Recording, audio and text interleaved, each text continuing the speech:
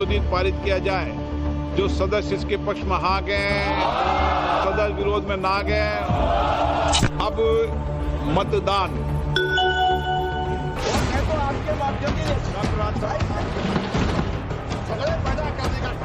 गांधी की तरह इस कानून को फाड़ता हूं। Honorable members, bill is passed.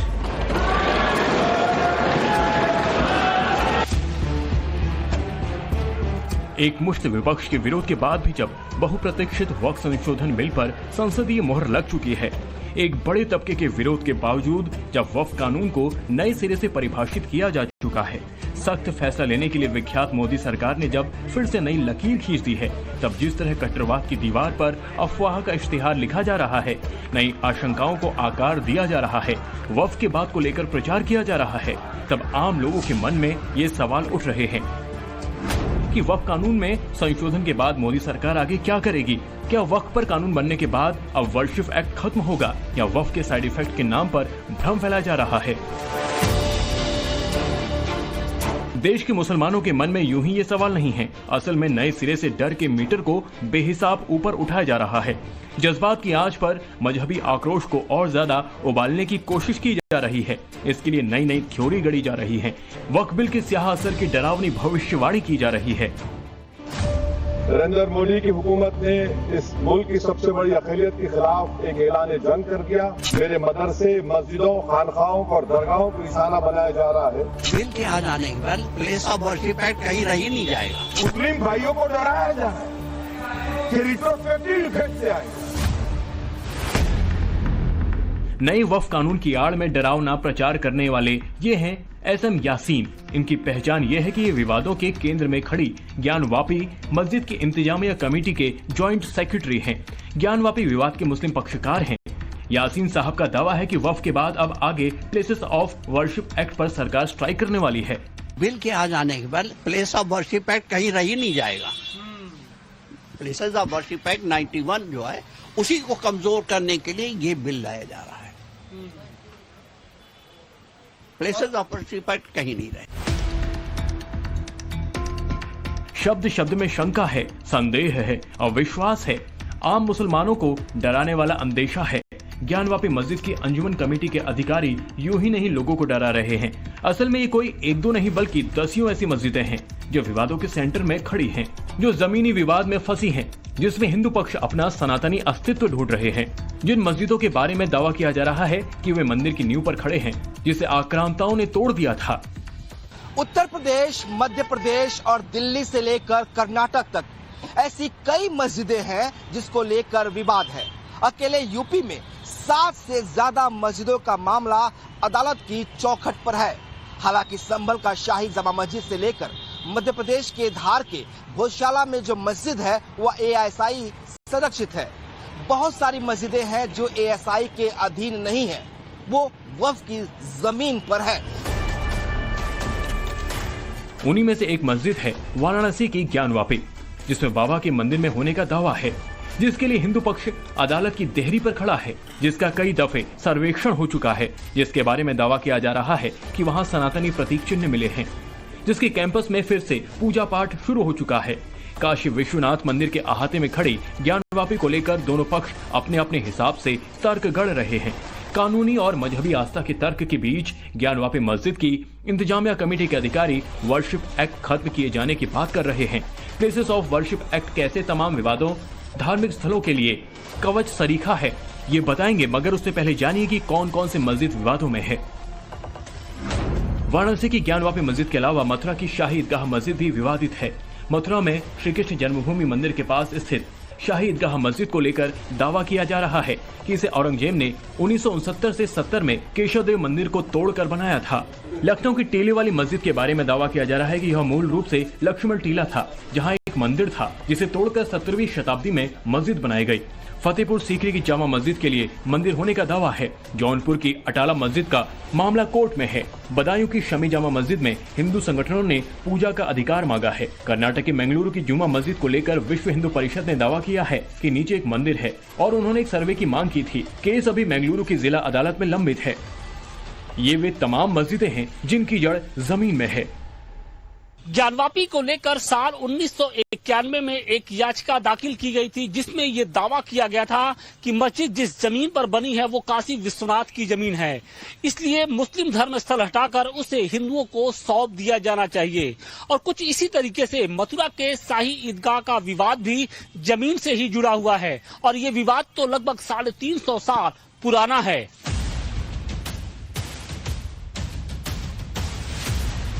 कृष्णनगरी में मंदिर के ठीक बगल में खड़ी मस्जिद की जमीन विवाद को समझिए जरा।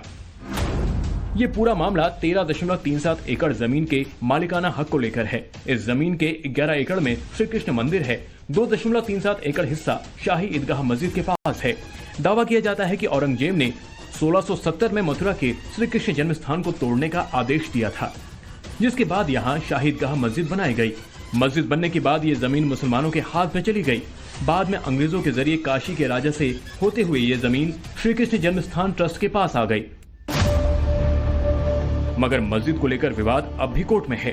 अब जब ज्ञानवापी मस्जिद की ओर से नई आशंका जताई गई है, तो मथुरा के पक्षकारों का क्या कहना है वो भी सुनिए जरा। जो ज्ञानव्यापी का केस है, मथुरा श्री कृष्ण जन्मभूमि का केस है, इन सारे केसेस में इस कानून का कोई ऐसा इम्पैक्ट नहीं पड़ रहा है, क्योंकि ऑलरेडी कोर्ट फाइंडिंग दे चुका है कि यहाँ पे वक्फ एक्ट अप्लाई नहीं होता है, और उसमें वक्फ का जो नोटिफिकेशन है उसकी भी स्क्रूटनी की गई थी, और जो सुप्रीम कोर्ट के जजमेंट्स हैं उसकी भी स्क्रूटनी की गई थी। तो वक्फ के जो नोटिफिकेशन मॉस्क कमेटी ने ज्ञानव्यापी के केस में और कृष्ण जन्मभूमि के केस में दलील रखी थी, वो इसलिए लागू नहीं होते थे। उसका कारण ये था कि ऑलरेडी सुप्रीम कोर्ट का जजमेंट है रमेश गोविंद राम के केस में और बोर्ड ऑफ मुस्लिम वक्फ के केस में, जिसमें उन्होंने कहा था कि ये नोटिफिकेशन नॉन मुस्लिम पे अप्लाई नहीं होते। वक्फ के बाद जमीन के जरिए मस्जिदों और मजारों को छीनने की जो आशंकाएं जताई जा रही हैं, उस पर कानून के जानकार क्या कहते हैं वो सुनिए जरा। वर्शिप एक्ट एक अलग फील्ड में काम कर रहा है और वक्फ एक्ट अलग फील्ड में काम कर रहा है। तो वक्फ एक्ट में अमेंडमेंट होने से प्लेसेस ऑफ वर्शिप एक्ट पे कोई फर्क नहीं पड़ेगा। वो एक्ट एज इट इज है, जब तक केंद्र सरकार उसमें कोई हस्तक्षेप नहीं करती है या ऑनरेबल सुप्रीम कोर्ट उसमें कोई हस्तक्षेप नहीं करती। मुस्लिम पक्ष ये खुलकर कह रहा है कि वक्फ के बाद डर और ज्यादा बड़ा हुआ है। असदुद्दीन ओवैसी ने भी ऐसे ही आशंका जताई है। संसद में खड़े होकर उन्होंने किस मस्जिद का जिक्र किया ये बताएंगे, मगर उससे पहले ये जान लीजिए कि वो वर्शिप एक्ट क्या है जिसको खत्म किए जाने की आशंका जताई जा रही है। प्लेसेस ऑफ वर्शिप एक्ट को 1991 में संसद ने पारित किया था, जो ये कहता था कि 15 अगस्त 1947 से पहले अस्तित्व में आए किसी एक धर्म के पूजा स्थल को दूसरे धर्म के पूजा स्थल में नहीं बदला जा सकता है।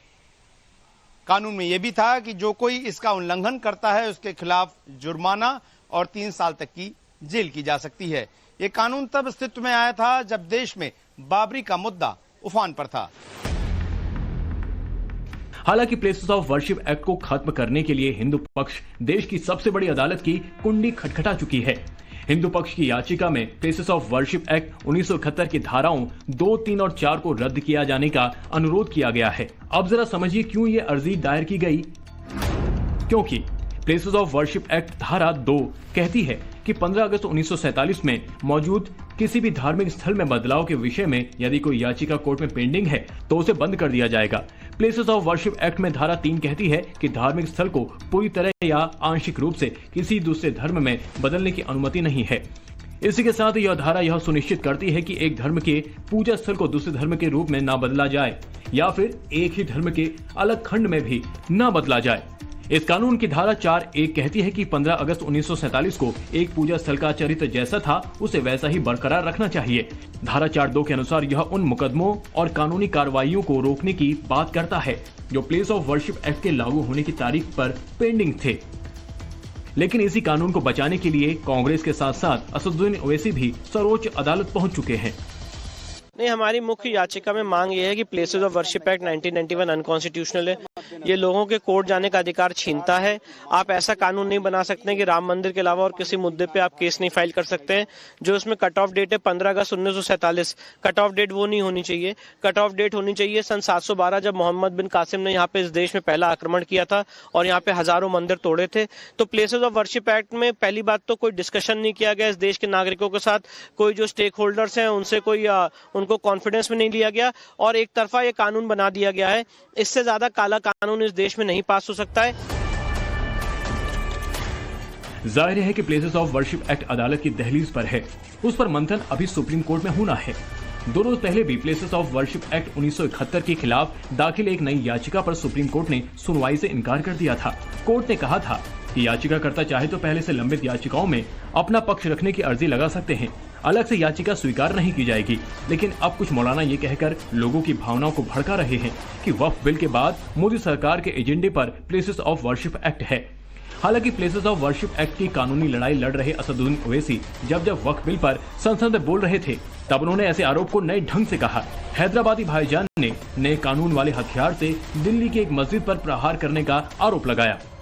वक्फ यूजर को आपने निकाल दिया, माने कंडीशन क्या लगाए कि अगर उसमें डिस्प्यूट होगा और गवर्नमेंट प्रॉपर्टी होगी। सर डिस्प्यूट तो है, मिसाल के तौर पर मोहिबुल्लाह साहब जिस मस्जिद के इमाम है, पार्लियामेंट के सामने मस्जिद है सर, 123 प्रॉपर्टीज में मस्जिद है, डिस्प्यूट चल रहा है। कल कलेक्टर या डिस्ट्रिक्ट ऑफिसर बोलेगा कि भाई साहब ये गवर्नमेंट प्रॉपर्टी है, स्टिकर लगा दिया जाएगा, मस्जिद बंद, गवर्नमेंट प्रॉपर्टी हो गई, होगी ना सर। हालांकि ओवैसी जैसे तमाम नेताओं की आशंकाओं और अंदेशाओं को गृहमंत्री ने खारिज कर दिया। अमित शाह ने आरोप लगाया कि कुछ लोग जानबूझकर मुसलमानों को डराने की कोशिश कर रहे हैं। अगर ये कानून का पहला पेज और तीसरी तक धाराएं भी पड़ी होती तो इसमें स्पष्ट लिखा है ये कानून का अमल जिस दिन पारित होने के बाद भारत सरकार नोटिफिकेशन बाहर निकालेगी उस दिन के बाद होगा। मतलब रिट्रोस्पेक्टिव इफेक्ट नहीं है, मगर मुस्लिम भाइयों को डराया जा रहा है कि रिट्रोस्पेक्टिव इफेक्ट से आएगा। जाहिर है कि हर कोई अपने अपने हिसाब से इसकी व्याख्या कर रहा है, हर कोई अपने अपने एजेंडे के तहत वक्फ की नई परिभाषा को वॉच कर रहा है। कोई नए वक्फ कानून के आसरे ही पुरानी मस्जिदों को हटाने की आशंका जता रहा है, तो कोई इसके बाद वर्शिप एक्ट खत्म कर इबादत गाहों पर सर्जिकल स्ट्राइक का अंदेशा जता रहे हैं। हर कोई अपने वैचारिक आग पर मुसलमानों के जज्बातों को उबालने में लगे हैं।